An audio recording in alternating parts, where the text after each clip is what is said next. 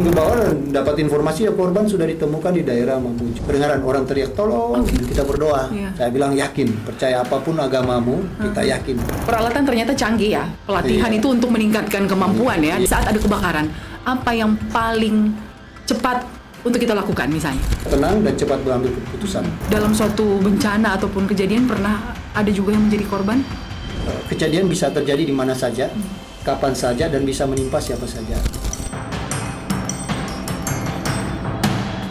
Nah, Pak George, ini kan menarik ya, kita bincang-bincang tentang bagaimana sebuah proses penyelamatan dan juga untuk memastikan misalnya seseorang itu aman di saat ada kejadian yang besar ataupun bencana yang besar, misalnya banjir kah ataupun gempa bumi misalnya yang sering terjadi di wilayah Indonesia. Itu bagaimana ya seorang personel dari SAR itu setangguh apa dia sampaikan dia bisa berhari-hari di satu lokasi kejadian seperti apa? Ya, baik ya.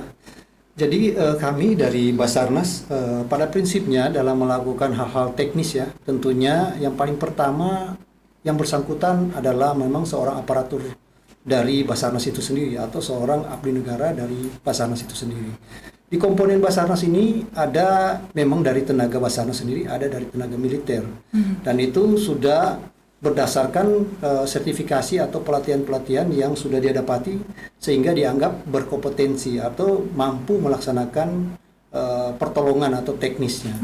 Jadi Basarnas ini dikenal dengan berapa kompetensi dasar yang dia harus ikuti dalam melakukan atau basically-nya. Ibaratnya dia harus mempunyai kemampuan-kemampuan dasar sebelum melakukan pencarian pertolongan. Yang pertama kita mengenal dengan materi pelatihan dasar SAR. Ada juga yang di tingkat lanjutan ada medical first responder dan tingkat lanjutannya ada juga ada yang namanya confined space rescue technique. Itu juga kita harus belajar. Ada juga high angle rescue technique, bagaimana melakukan pertolongan di ketinggian.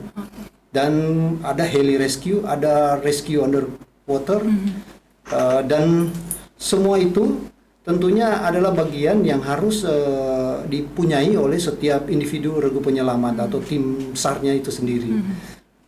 Jika seorang rescuer atau seorang penyelamat ini tidak punya kompetensi dasar, itu sangat membahayakan, terutama dalam melakukan evakuasi di medan-medan yang boleh dikata daerah-daerah yang kita sendiri belum tahu.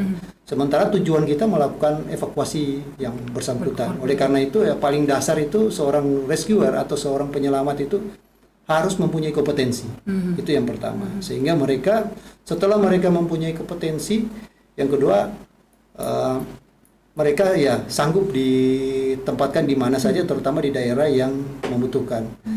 Dalam konteks ini terkait dengan kebencanaan, saya kira ya menyesuaikan ya. Ini bencana jenis apa? Kalau dia gempa, kami punya tentunya punya sertifikasi tersendiri untuk kasus seperti gempa ya.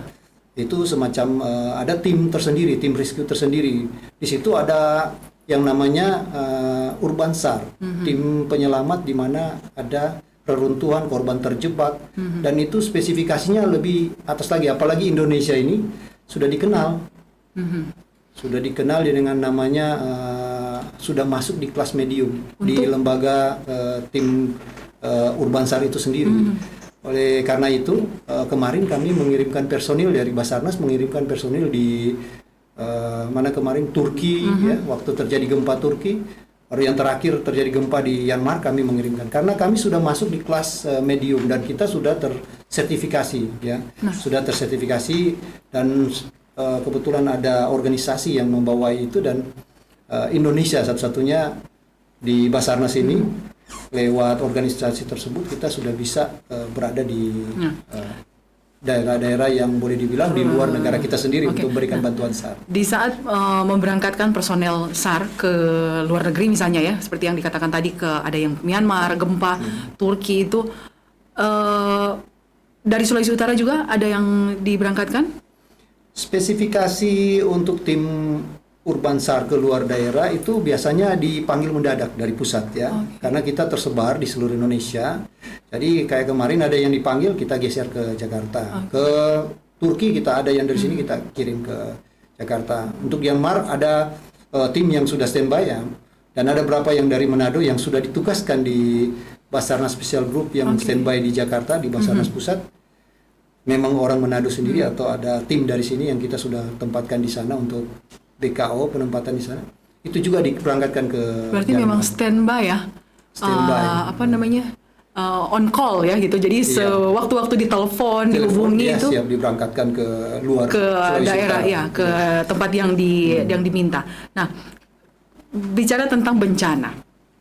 Ini kan satu hal yang sangat semua tidak inginkan kan ya, tapi itu bencana, apakah itu bencana alam atau seperti tadi yang bilang urban itu berarti di sebuah kota ataupun dia yang mungkin medannya berbeda dengan misalnya di pedesaan atau di pegunungan. Bicara tentang kompetensi, beberapa kompetensi seperti apa ataupun sudah di tingkat mana seseorang ataupun personel SAR itu sudah bisa diterjunkan ke daerah bencana lah seperti itu. Baik ya. Jadi jenis kasus ini kita kalau boleh diklasifikasi ya, tidak namanya bencana semua anggota SAR itu harus diturunkan ke situ, tidak. Jadi kita memilah-milah. Contoh misalnya kayak kita mengirim tim ke daerah yang kolaps itu seperti di Myanmar, Turki, itu dia punya kompetensi tersendiri. Dan mengirim regu penyelamat yang ada korban terjebak di reruntuhan yang berada di perkotaan atau urban SAR, itu harus tergabung dalam tim INSARAG atau International Search and Advisory Group. Jadi tim ini sudah tahu by name-nya siapa, artinya anggotanya sudah jelas. Dan dia punya penugasan sesuai dengan kelas yang sudah diajarkan. Misalnya ada K9 atau regu penyelamat yang membawa mungkin rescue dog, anjing pelacak. Ada yang bertugas untuk mungkin asesmen dulu, mempelajari ini kalau kami masuk dari sini berbahaya nggak. Baru ada yang memang tim yang menggunakan pakaian mungkin ada breathing apparatus dan rescuernya yang akan masuk ke.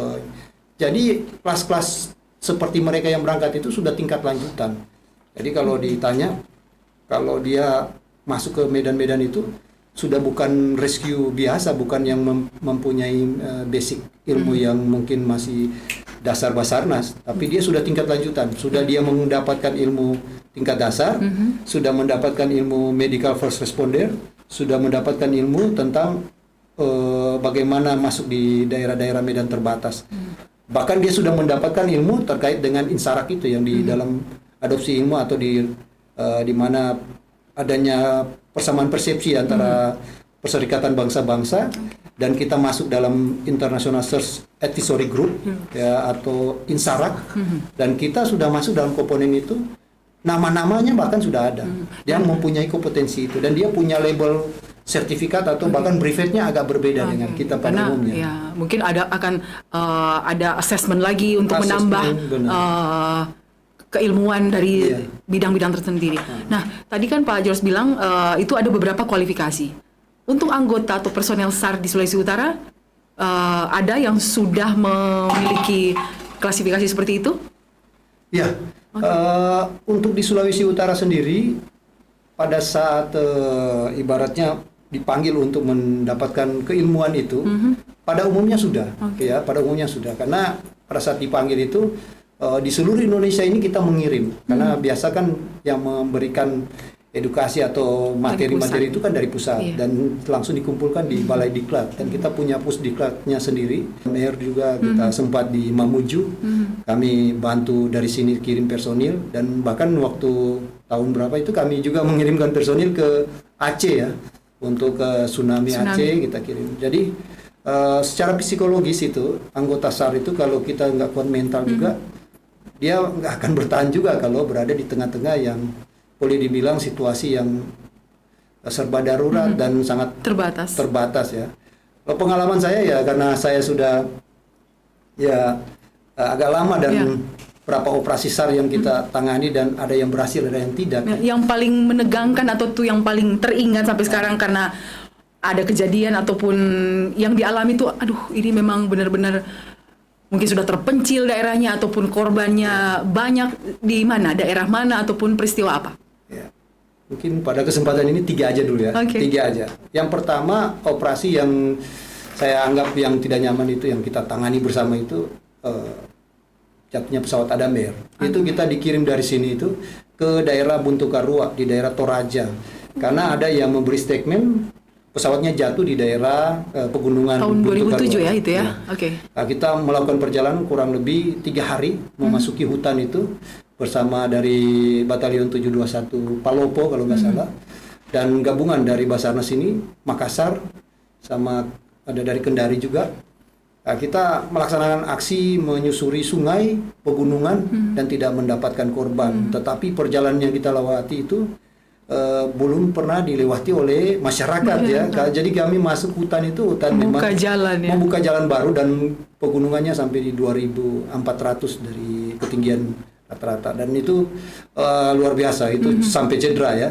Padahal setelah kita di atas turun ke bawah dan dapat informasi ya korban sudah ditemukan di daerah Mamuju, dan akhirnya kita pindah dari ketinggian tertentu kita pindah ke bagian laut dan berhasil menemukan berapa potongan tubuh manusia. Oke, itu yang pertama. Oke, yang kedua lagi. Kedua, saya kan pernah tugas di beberapa tempat ya, nah, beberapa tempat termasuk Sulawesi Tengah. Ya. Tapi saya cerita yang di Papua saja ya. Yang kedua itu operasi di Manokwari, Papua Barat. Papua Barat. Saya sempat ini juga ya shock karena waktu itu dapat informasi ada satu kapal tenggelam dan kita menerima signal distress dari Kospasar. Ada satelit SAR itu menangkap adanya pemancaran signal distress dan dipancarkan oleh EPIRB. EPIRB ini ada emergency indicator radio beacon ya. Itu setiap kapal wajib ya mempunyai alat itu. Dan dia pancarkan di kurang lebih jam-jam 5 atau jam 6 sore ya, saya lupa.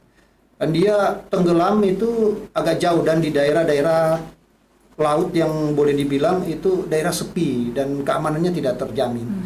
Nah, kami mengirimkan karena kami juga belum yakin, karena biasa EPIRB itu bisa ada dia punya apa ya, kalau probability-nya belum jelas masih 80% atau mungkin 60, itu sebetulnya 50-50 itu sudah positif enggak itu tenggelam atau tidak. Tapi kita coba survei. Dan perjalanannya lumayan jauh, hanya mau lihat aja. Dan betul pada saat sampai di lokasi itu sudah jam berangkat jam 6 sore, tiba di lokasi sudah jam 3 jam 4 subuh ya, dini hari. Dan pagi-paginya sekitar jam 6 kedengaran orang teriak tolong, tolong. Nah itu dari daratan. Dari daratan. Dari daratan. Jadi daratan ini kedengaran orang berteriak tolong. Dan itu hampir 20 orang, 19 orang kalau nggak salah. Berarti betul ya kejadian itu betul ya. Dan sinyal yang mereka signal yang dia pancarkan berarti A1 benar ya. Positif. Pada saat melakukan assessment penilaian bahwa korbannya berhamburan, kita menggerakkan perahu karet untuk melakukan evakuasi. Pada saat mau melakukan evakuasi, gelombang cukup tinggi hantam.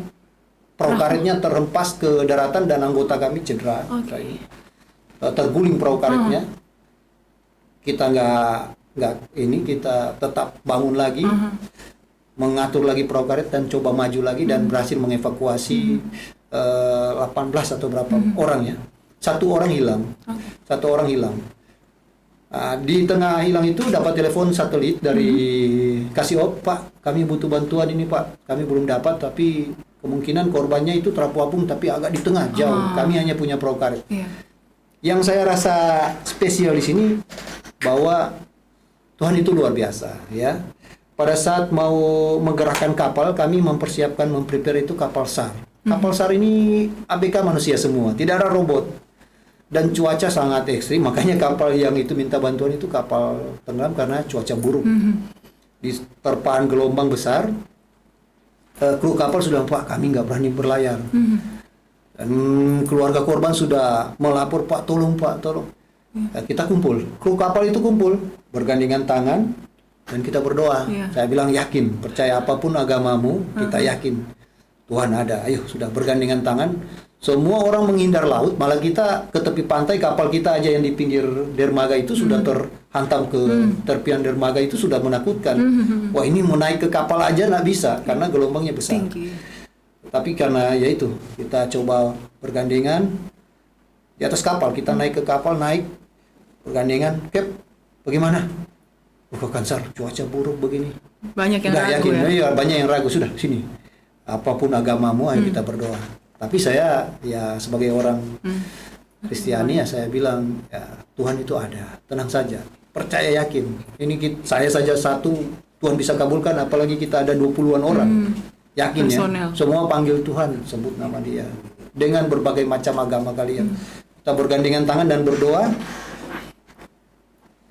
Langsung kita memberi semangat, Iya. sar Satu sama lain ya. Iya, Ah. sar. Nah, dalam ini saya sudah bilang, Tuhan kami yakin Engkau ada. Kau tidak Tolong akan bantu kami. mau tolong ya orang-orang yang membutuhkan. Masih ada bantuan. berapa yang terapung-apung itu di agak tengah laut? Waktu dia melapor minta bantuan itu masih ada 6, tapi pada akhirnya kita evakuasi tinggal 1 yang hilang. Tapi kapal sudah olah gerak duluan. Nah, pas berlayar sekitar 1 mil 2 mil dapat telepon dari nakoda, Ada Pak, lagi. lautnya kayak di Setrika. Oh, Jadi, tenang. tenang, Ya. cuacanya tenang. Padahal waktu berangkat itu angin kencang, badai. Tapi pas ya kira-kira 2 mil dia telepon, Pak, cuaca tenang dan langit airnya kayak di Setrika. Udah maju kayak Tuhan berarti ada di pihak kita. Oh ya sudah, dia maju terus maju. Sampai putari lokasi kejadian tidak ada korban yang ditemukan. Nah, dan pada saat izin Kakak Sar, bagaimana arahan ini, kami sudah membalik, tidak ada korbannya. Bilang, sabar, kalian istirahat dulu makan di situ. Oke. Karena cuaca bagus. Pas mereka istirahat makan di tengah laut ini, tahu-tahu bunyi bodi kapal itu ada yang ketuk-ketuk. Oh, Bunyi-bunyi itu ada yang ketuk-ketuk dari bodi lambung kapal Iya. di tengah laut loh. ternyata Korban yang kita cari, yang pertama dikabarkan hilang. yang dikabarkan hilang. Oke. Korbannya ketuk-ketuk lambung kapal dan mereka, wih, puji Tuhan. Akhirnya akhirnya ditemukan. Temukan, dan itu kita penjemputan kita koordinasikan. Itu yang kedua. Nah, Yang kalau ketiga yang ketiga peristiwa apa di lokasinya di mana? di Papua juga, ya karena saya jadi kepala kantor SAR di Timika. Timika itu wilayah kerja saya, Asmat, Oke. suku Asmat, Kaimana, Puncak Jaya, Sugapa, Duga, yang Duga. dibilang daerah Ya.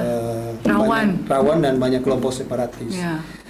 Nah, itu pesawat Rimbun Air jatuh. Mhm. Ada 2 pesawat sebetulnya, Rimbun Air dan Susi Air. Rimbun Air aja yang saya cerita, dan korbannya meninggal semua. Kita mengirimkan personil di daerah yang boleh dibilang puncak ini, yang dibilang nggak boleh diakses oleh siapa Orang saja. luar ya. Tetapi itu setiap mau melangkah ya kita yakin saja. Iya. Saya bilang ya, kita tidak pakai rompi anti peluru, kita berjalan ya hanya niatnya satu, mau tolong orang. Jadi, Sesuai tugas sesuai juga. tugas. Dan akhirnya saya berangkatkan 10 anggota. Kasiop, saya bilang, Kasiop kau yang berangkat apa saya? Bilang, sudah, saya saja, masa kepala yang berangkat, saya saja. Ya sudah, hati-hati. Sampai dan bergabung dengan Satgas Damai Kartens ya. Di sana kan ada satgas-satgas untuk menjaga keamanan Iya. disabilitas. Dan syukur sampai di sana kami ya sudah dievakuasi oleh masyarakat itu 3 jenazah. Karena dari kru dari apa ini bilang, Pak, kotak hitamnya kami nggak tahu posisinya. Akhirnya harus orang Sarpi ambil, itu jalannya cukup jauh dan itu berada di daerah zona merah. Tapi kami yakin saja ya, yakin percaya. Sampai dari Kopassus, Basarnas tidak ada yang pakai anti peluru, tidak ada, hanya pakai raincoat aja. Aduh Pak, kami aja sudah pakai rompi anti peluru masih takut, apalagi Bapak. Saya bilang ke Kasiop, ya kamu kuatkan saja. Kita berjalan dengan apa yang ada pada kita ya, apa adanya. Dan satu-satunya yang masuk di hutan itu selain masyarakat Papua yaitu orang Basarnas dengan PDL orange. Iya. Dan itu kalau jadi sorotan untuk. Dan itu wajib pakai orange ya, saat bertugas itu. Wajib ya. Wajib, ya. Pakaian seperti ini. Seperti ini. Oke. Iya. Dan melakukan PDH ya istilahnya. PDL lapangannya. Iya. Jadi pas masuk itu ya itu kita masuk dan mengikuti strategi Kopassus itu berjalan di jam 10 malam. Jam 10 malam sampai di lokasi jam 4 subuh. Oke. Kita evakuasi, tapi jenazahnya sudah dievakuasi, jadi kita keluarin kotak hitamnya di pesawat Rimbun ya. Dan kita keluarkan dan tiba lagi di tempat startnya itu jam setengah 10, jam 9. Karena cuaca di Papua di pegunungan itu kalau lewat jam-jam tertentu dia langsung ketutup kabut. Jadi langsung Rimbun Air dari pesawat bantunya udah ready, kita naikkan jenazah dan kotak hitam.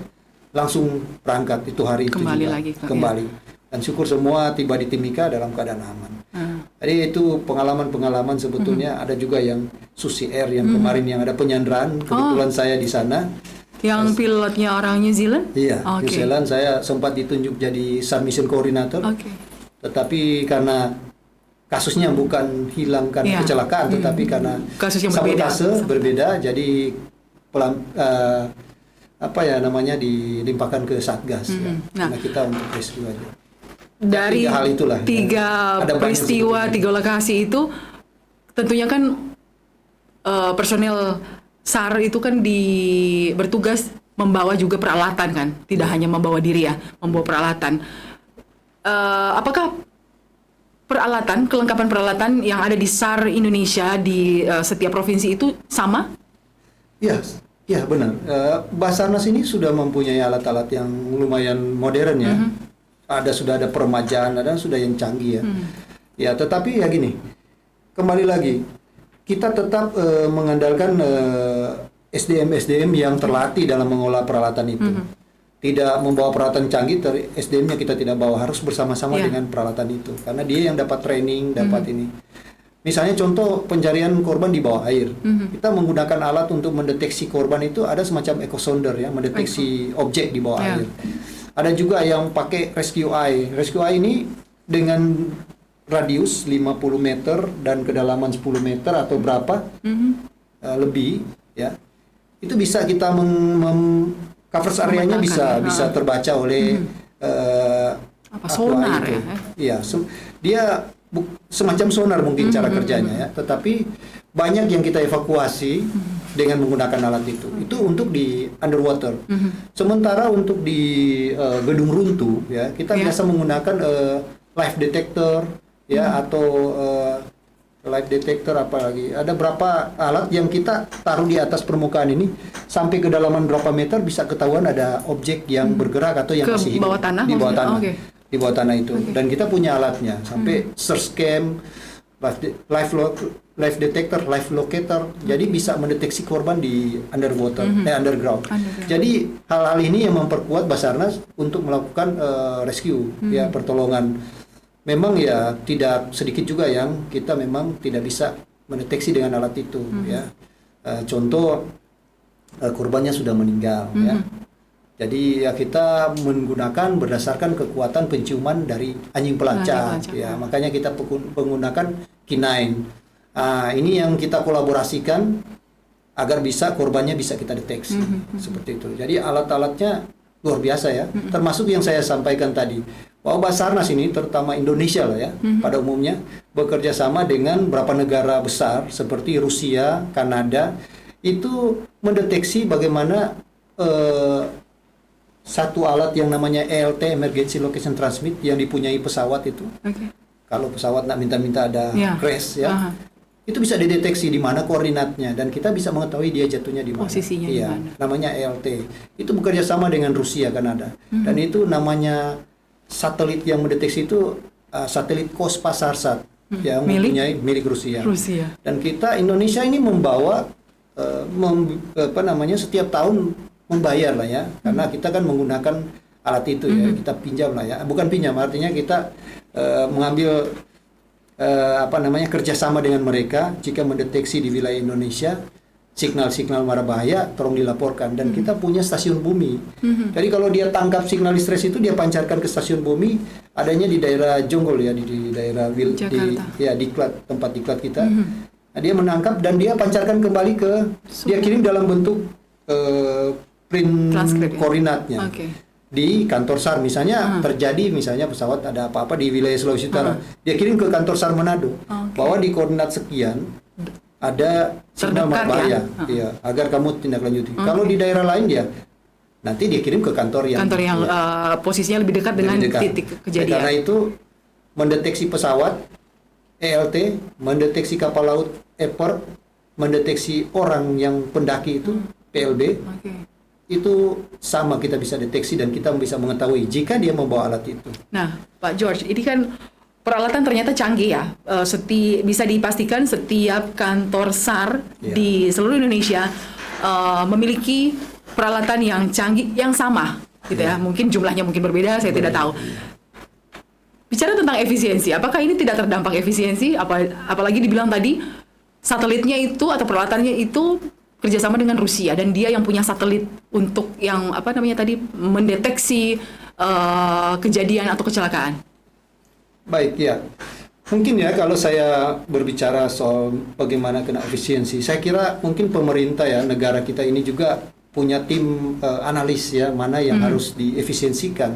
Karena sebagai substansi di dalam melakukan pencarian pertolongan, alat-alat pendukung dan SDM ini saya kira tidak bisa kita efisiensikan ya, karena itu menjadi core value-nya untuk melakukan pertolongan ya. Kalau negara ini sudah dalam undang-undangnya memberikan apa ibaratnya segenap warga negara dilindungi oleh dilindungi oleh pemerintah dan sementara kita tidak bisa menjamin keselamatan masyarakat, berarti kita sudah tidak mendapatkan sebetulnya tujuan dari membangun negara itu sendiri. Saya kira pemerintah ya sudah bijak dan menganalisa mana sebetulnya yang boleh diefisiensi dan mana yang tidak ya.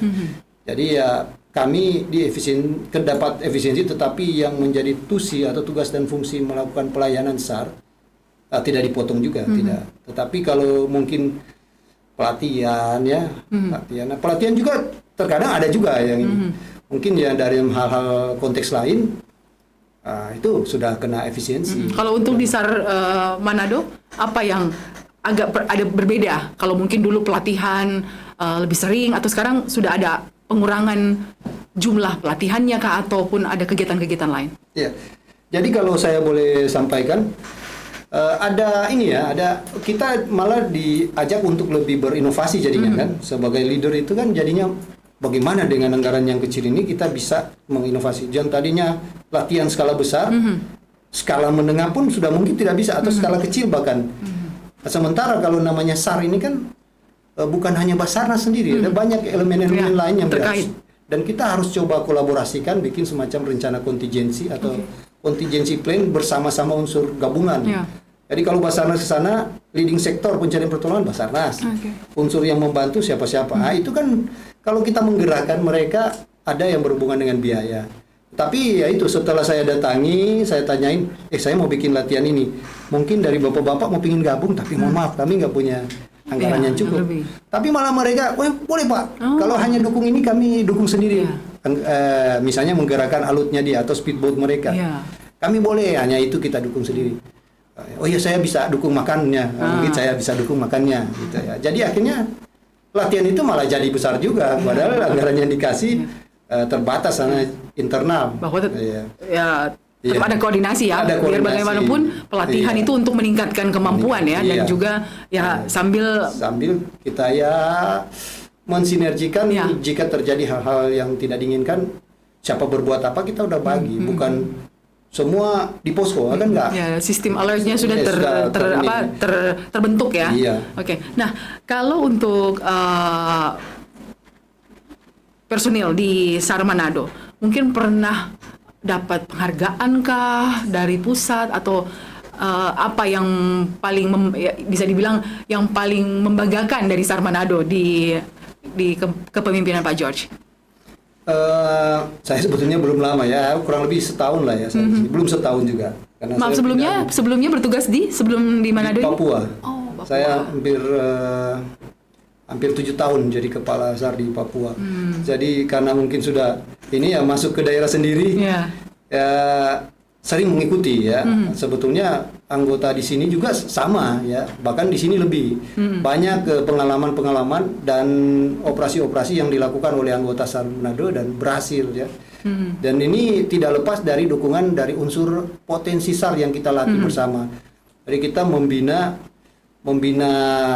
yang dibilang SAR ini berhasil apa sih? Dalam 2 hal kalau bagi saya. Pertama, kita berhasil menemukan atau mendeteksi korban yang kita menemukan itu mungkin berhasil. Yang kedua, bagi saya itu yang namanya berhasil, kita berhasil membina. Jadi pada saat terjadi hal-hal di Sulawesi Utara, korbannya atau zero accident, tidak ada yang terdampak. Bagi saya itu berarti berhasil sosialisasi. Karena kita coba gaungkan bagaimana menjaga keselamatan ya, dalam misalnya berada di tepian pantai, kalau kena gelombang pasang atau berada di tepi sungai, tolong mengungsikan diri di sini, sini, dan kita coba bersinergikan dengan lembaga-lembaga lain ya, seperti BPBD, Dinas Sosial, TNI Polri, itu kita kolaborasikan supaya operasinya ini jadi ini. Kalau bagi saya itu yang berhasil, kita bisa mensinergikan dan daerah itu ibaratnya tidak ada korban. Itu bagi saya itu berhasil. Dan kita setiap tahun sering membuat namanya pelatihan potensi, pelatihan bagaimana dari orang yang tidak tahu menjadi tahu. Berarti ini lebih ke masyarakat? Ke masyarakat. Okay. Kita ada beberapa program ya, program ke masyarakat. Karena kalau hanya saya saja yang tahu ilmu cara melakukan CPR, resusitasi jantung paru, berarti saya merasa saya aja yang mau menolong dia kan. Gitu. Tetapi maksud saya kalau banyak orang yang tahu, maka semakin banyak yang terselamatkan. Jadi prinsip itu yang kita coba gaungkan ke masyarakat, kita edukasi. Syukur-syukur sampai dia kita coba bikin ujian, dia bisa lulus. Itu bisa dilakukan oleh SAR? Iya. Untuk memberikan pelatihan dan mengeluarkan misalnya sertifikat atau seperti apa? Benar. Jadi kita banyak juga bersinergi dengan dalam hal ini mungkin dari tenaga kerja ya. Contoh pekerjaan-pekerjaan yang butuh safety, ya, kita bisa sharing, dia berisiko. Baru kemarin kita ajarin masyarakat kelompok wisata ya, berada di Bunaken. Pengelola-pengelola wisata kita ajarin tentang penting sekali itu, water rescue, cara melakukan pertolongan di permukaan air. Kita ajarin. Ini berdasarkan silabus dan dan dalam silabus SAR ini ya ini ilmu yang kita dapat sama, tidak kita batas-batasi ya. Apa yang kita dapat cuma beda pendidikan kan. Kita pendidikannya berbulan-bulan, kita ajari ke masyarakat mungkin hanya berapa hari ya. Dan kita coba dan akhirnya mereka bisa. Ada program di Basarnas itu yang namanya pelatihan potensi water rescue. Ada pelatihan potensi medical first responder. Ada pelatihan potensi dan itu gratis, tidak dipungut biaya. Dan itu biasa setiap tahun ada. Cuma karena mungkin kena efisiensi, ya kita coba masuk ke dinas-dinas terkait dan ada yang didukung-dukung oleh pemerintah kabupaten kota. Bencana itu kan ataupun kecelakaan itu kan bisa terjadi di mana saja, baik di luar ruangan, di tempat wisata seperti tadi yang dibilang, ada juga di dalam ruangan dan seperti tadi yang Pak George bilang saat bangunan runtuh ataupun kebakaran. Nah, kan beberapa tahun lalu di Manado di kawasan bisnis ada satu tempat karaoke ya kalau tidak salah ya, kebakaran dan mungkin ada korban 1 orang meninggal ya. Itu kalau Pak George melihat dari pengalaman SAR itu, misalnya ada pun kejadian kebakaran, satu kan pasti itu tidak panik ya, karena supaya kita bisa berpikir ya, tapi yang paling harus diingat itu oleh masyarakat misalnya ya, di saat ada kebakaran, apa yang paling cepat untuk kita lakukan misalnya? Baik, pertama kita tahu dulu ya, metode dasar ini kita tahu dulu apa sebetulnya terjadi api ya. Itu kan ada namanya segitiga api ya, ada oksigen, ada apinya, dan ada bahan bakarnya. Terjadilah. Kalau terjadi kebakaran yang mungkin skala kecil, kita bisa padamkan, kita padamkan dengan memutus mata rantai itu. Salah satu unsur penguat jadinya api. Yang kedua tidak bisa, kita harus cari akses di mana kita boleh mengambil nafas. Contoh misalnya ruangannya tertutup. Yang ada di ketinggian misalnya dalam ruangan, di atas permukaan itu sudah boleh dibilang asap. Nah, kita harus berada di bawah dengan cara merayap. Baru yang ketiga, kita bisa membasahin pakaian kita untuk kita mendapatkan oksigen sebagai filter. Filter supaya asapnya tidak masuk. Dia akan filter di sini. Jadi mungkin berapa lapis kaos. Nih, sambil mengarah ke di mana asap itu bergerak. Jadi kalau kita kalau kita melihat, terkadang kalau udah tutup kabut itu, kita kan panik. Ya pasti kita harus tenang. Kita melihat ini dari mana dia berhembus. Berarti daerah situ itu kemungkinan ada angin, ada udara masuk. Dan kita harus tahu di situ sebetulnya kita cari celah untuk mengarah ke situ. Merayap sampai masuk di daerah situ. Kan terasa di mana sebetulnya. Sumber api di mana, asap di mana ada udara berembus atau mungkin asapnya bergeser, kita tahu berarti ada oksigen, ada udara masuk dari situ dan kita harus mengarah ke situ. Nah, yang banyak orang yang tidak paham, panik. Nah, itu membuat orang berdesakan di satu pintu, akhirnya malah kejatuhan korban. Yang kedua, kita tidak tahu yang namanya segitiga kehidupan, posisi-posisi yang boleh dibilang safety untuk kita berlindung sementara. Seperti apa misalnya? Contoh di sudut bangunan ya. Kalau namanya kebakaran di atap karena mungkin hubung singkat listrik, itu kan pasti propertinya akan jatuh. Iya. Itu bisa menimpa. Kita harus cari sudut-sudut bangunan yang aman ya, terutama dari struktur tiang-tiang bangunan ya. Pilar bangunan. Ya, begitu juga sebetulnya kalau ada gempa. Baru kita bisa mencari pengaman sesuatu untuk kita bisa berlindung. Berikut juga ada bisa karena mungkin di gedung bertingkat bisa kita menggunakan korden atau spray atau mungkin apa untuk jadi penghubung, kita boleh sambung untuk turun di ini. Yang penting dapat angkor yang pas. Tapi kalau tahu jalur masuknya, jalur keluarnya, mungkin ya bisa cepat selamat. Yang pasti jangan menunda-nunda waktu. Kita harus tenang, cepat, ya? Iya, tenang dan cepat mengambil keputusan. Ya, jangan tunggu-tunggu, itu bahaya itu. Atau mungkin bisa juga, misalnya kita saat memasuki suatu gedung, kita juga harus melihat kan, apa namanya jalur evakuasi atau pintunya di sini. Jadi cermat juga, seperti itu. Ya. Banyak gedung yang mempunyai memang sudah ada lisensi, bahkan dia informasikan tentang jalur keselamatan pada saat mungkin kita berada di hotel, kan ada yang mempresentasikan untuk jalur evakuasi di sini. Nah, tapi tidak banyak juga hotel atau tempat yang memberi penanda seperti pesawat ya. Kalau pesawat mati lampu, kita bisa tahu ada lampu yang menggunakan cahaya saja, dia tidak bukan lampu, dia hanya bahan yang bisa menggunakan cahaya saja, dia sudah menyala. Dan itu penunjuk. Tapi ada tempat-tempat ya, tempat fasilitas umum memang tidak ada penunjuk. Jadi kita memang harus banyak mengetahui dari mana kita masuk, ya itu harus kita kuasai. Seperti itu. Kalau ada ya lebih baik lagi, lebih baik. Yang pasti namanya musibah, bencana atau kecelakaan bisa menimpa siapa saja, kapan saja, di mana saja. Orang terlatih pun bisa kena masalah itu. Jadi tidak mentang-mentang dia orang hebat, orang yang terlatih. Bukan sedikit orang yang berpengetahuan tentang SAR juga yang kena masalah itu. Bicara tentang orang yang berpengalaman pun berpotensi juga menjadi korban. Dari pengalaman Pak George, anggota tim SAR dalam suatu bencana ataupun kejadian pernah ada juga yang menjadi korban? Sampai kehilangan nyawa ya? Ya sebetulnya sedih ya, karena anggota kami juga dalam hal-hal melakukan respon time ya, melakukan pertolongan cepat, pada akhirnya juga meninggal ya. Ada beberapa kasus ya, seperti di daerah-daerah lain memang terjadi kecelakaan waktu melakukan pencarian di sungai ya. Mereka terseret gelombang arus ya di sungai karena medannya cukup terjal ya, dinding kiri kanan, dan semakin kecil alurnya semakin deras arusnya.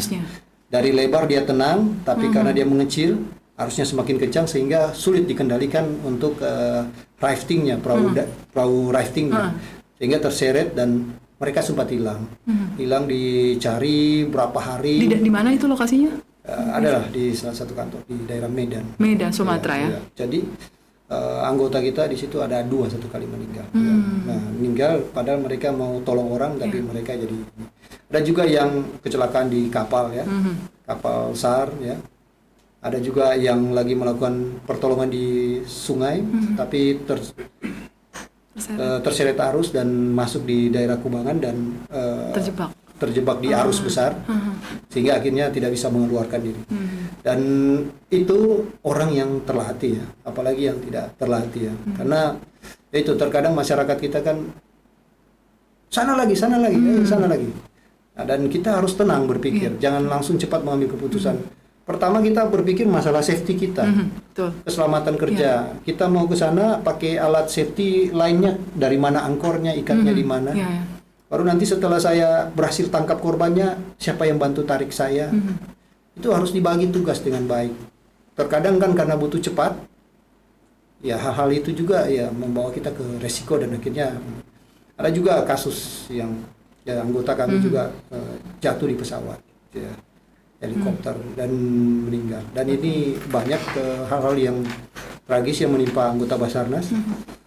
Dan itu yang sebetulnya biar juga masyarakat tahu ya, mungkin karena satu dan lain hal ya, medan dan situasi yang sangat sulit dijangkau, tetapi karena tuntutan tugas Mereka terkadang ya seperti tadi yang saya sampaikan, cuaca buruk ya, gelombang, ya kita pasrahkan ke Yang Maha Kuasa ya. Tapi ya syukur waktu saya memerintahkan, korbannya bisa kita selamatkan semua, dan mereka sangat apresiasi sampai terima kasih. Aduh, Bapak saya bilang minta kalau terima kasih ke Tuhan, karena kami juga hanya membantu perpanjangan tangan. Iya. Jadi kita ya karena Tuhan beri cuaca yang terbaik, dan akhirnya kita bisa melakukan pertolongan seperti itu. Menuntaskan tugas ya. Tugas, nah, Pak George, tentunya kan Pak George sebagai kepala kantor SAR di Manado ya. Kalau atau Basarnas Sulut lah. Basarnas Sulut. Tentunya kan punya target ya, ataupun punya apa ya, goal yang ada di saat bertugas di sini. Apa saja itu? Ya, saya ingin berharap ya ada kolaborasi antara Basarnas Sulut ini dengan pemerintah daerah dan didukung oleh pemerintah kabupaten kota terkait pembentukan unit atau pos di setiap kabupaten kota. Kita punya kurang lebih 15 ya kabupaten kota di seluruh Sulawesi Utara. Harapan saya setiap pos itu ada di situ, dan anggota kami boleh bagi ke tempat-tempat itu. Sementara baru yang ada di Kabupaten Minahasa Selatan yang sudah ada pos, Tahuna, Likupang, Bitung, Kota Mobagu, ya, yang sudah sama, ada ya? Sama di Megamas Manado. Iya. Kami berharap yang lain juga ini, karena begini, tentunya kita menguatkan apa yang menjadi program dari Bapak Presiden ya, Astacitanya, dan mendukung program dari Bapak Gubernur Sulawesi Utara di dalam menguatkan pariwisata di wilayah Sulawesi Utara. Daerah yang tidak mempunyai regu penyelamat itu agak rawan dikunjungi tempat wisatanya. Ya, ini seperti yang kami sampaikan ini, karena kami dulu tugas di Bali juga. Jadi waktu saya bersama-sama dengan Balawista penjaga pantai Bali, kita mensinergikan, ya, mensinergikan. Jadi hal ini yang goal saya, ingin saya seperti itu. Ya, dengan terbentuknya penguatan ini, kita bisa mengedukasi masyarakat lebih dekat. Ya. Betul. Kalau kita mau supaya ngajar, terlatih ya. Iya, kalau kita ngajarnya misalnya di laut, nah kita nggak punya pos di sana, berarti kita baru mau menyeberang aja udah butuh waktu. Tapi kalau kita sudah di tengah-tengah masyarakat, kita bisa joinkan, begini cara melakukan pertolongan, bersinergikan, sehingga ya masyarakat banyak terevakuasi, tertolong. Nah, Pak George, dari pengalaman Anda bahkan sudah hampir 30 tahun ya di Basarnas, apa yang bisa Anda berikan ataupun imbauan ataupun pesan kepada masyarakat terutama ya, kalaupun mungkin personel Basarnas mungkin sudah lebih terlatih daripada masyarakat, dan juga bisa memberikan imbauan kepada personel Basarnas dimanapun di Indonesia? Iya, seperti yang kita bahas, jadi kejadian bisa terjadi di mana saja, kapan saja, dan bisa menimpa siapa saja. Oleh karena itu, mari kita bersinergi, membekali ilmu tentang bagaimana self rescue atau menyelamatkan diri dulu kita sendiri, baru kita mempelajari ilmu bagaimana menyelamatkan orang lain. Tidak usah jauh-jauh, mungkin keluarga terdekat. Keluarga terdekat kita edukasi hal-hal yang perlu kita percepat evakuasi apa, misalnya orang yang paling lemah, orang tua kita atau anak kita. Kalau ada apa-apa kita ambil bawa di mana jalur evakuasi. Yang kedua, mungkin dokumen berharga yang perlu kita siapkan, yang harus cepat kita ambil kalau terjadi darurat. Bawa di mana? Titik kumpulnya di mana? Nah, ini baru yang ketiga, makanan atau obat-obatan darurat yang kita harus siapkan. Nah, ini kita dari internal baru keluar ke keluarga. Setelah keluarga kita sudah paham, ya, kita kan mengidentifikasi permasalahan dulu. Keluarga kita sudah tahu, oh ini orang terlemah. Nanti orang tua nanti ini. Penanganannya berbeda. Kalau misalnya kejadian di jam kerja, nah ini juga harus diedukasi. Kejadian gempa misalnya, terjadi kolaps, anak-anak lari kemana, orang tua lari kemana, guru-guru lari kemana, ini harus diedukasi. Kalau terjadi gempa, bapak di kantor, anak-anak di rumah, nanti jangan cari bapak di kantor. Baru anaknya juga kita sampaikan, jangan cari, saya tidak mau cari kamu di sekolah. Kamu nanti ketemu bapak di sini ya, di daerah yang tinggi di sini. Kita akan ketemu, kita janjian. Kalau bapak nggak datang, jangan kau keliling-keliling ini Sulawesi Iya. Utara. Kita ketemu di situ. Nah, ini kita edukasi supaya minta-minta terjadi hal yang emergensi darurat, dia sudah tahu mencari keluarganya di mana, karena pasti alat komunikasi putus, sudah pasti itu, dan kita tidak bisa teriak-teriak di situ. Dan itu kalau nggak dilatih, ya kita nggak ini. Itu untuk keluarga. Sekarang kita keluarnya bagaimana? Ya seperti ini. Kita sosialisasi cara melakukan pertolongan. Mungkin dari hal-hal kecil CPR ya. Pernah ada yang keselak Permen. permen, Ya. ada yang keselak. Apa Pak istilahnya yang ini? Heimlich? Iya. Sih. Iya. Ya. Kita harus Heimlich maneuver. Ya, iya, jadi hal-hal itu harus kita edukasi, pelajari, dan itu bisa menimpa siapa saja. Kalau kita nggak terampil, Kita itu jadi hitungannya korban. menit, mungkin berapa menit tidak bernafas ya sudah putus jalan nafas, itu bahaya. Dan kita kalau tahu cara mengeluarkan Ya. itu akan cepat. Dan ini saya sudah pernah alami dan saya buktikan dan bisa menyelamatkan orang. Nah, hal-hal seperti itulah. Yang berikut kita sosialisasi terkadap dengan SAR Go to School. Kita punya program namanya SAR Goes to School. Itu goes to school. Basarnas punya program itu. Namun belakangan ini kami harus banyak sinergi dengan dinas pendidikan, ya Pak Dinasnya, untuk masukkan dalam kurikulum sekolah Baik. pengajaran supaya adik-adik kita Terlatih. terlatih. Ya. Minimal menyelamatkan diri. Kalau ada gempa mungkin di bawah meja, Meja. lindungi kepala. Ya. Baru jangan berdesak-desakan di pintu yang kecil itu. Ya. Kalau ada tangga jangan berlari di tangga. Nanti keinjak kan Ya. kalau ini. Baru biasakan berpegang. Kalau sudah tidak bisa menghindar, berada di daerah segitiga keselamatan itu, ya kita berada di pojok bangunan sambil menunggu dia reda sedikit, baru kita lari. Kumpulnya di mana? Dan yang mengecek absennya siapa? Wali kelas misalnya, Oke. seperti itu. Ya. Itu kita edukasi ke anak-anak. Baru cara melakukan pertolongan. Cara mengangkat korban 1 orang, Ya. 2 orang, 3 orang, kita edukasi. Betul. Itu ada programnya, dan mungkin Basarnas sendiri mengajari ini ratusan sekolah Harus di Sulawesi bersinergi. Utara. Harus bersinergi, dan yang menggerakkan itu ya kepala daerah Ya. atau kepala-kepala dinas pendidikan yang kita harus kompak. Ya, kompak seperti ya, itu. ya bersatu. Nah, Sobat Mata Bicara, senang sekali ya kita bincang-bincang ini mendapat edukasi langsung dari yang biasa menangani pertolongan atau pencarian korban. Jadi senang sekali, biasanya kan kita cuma baca di media sosial, tapi sekarang saya sendiri dengar langsung dari Pak George. Baik, Pak George Mercy Randang, Kakansar Iya.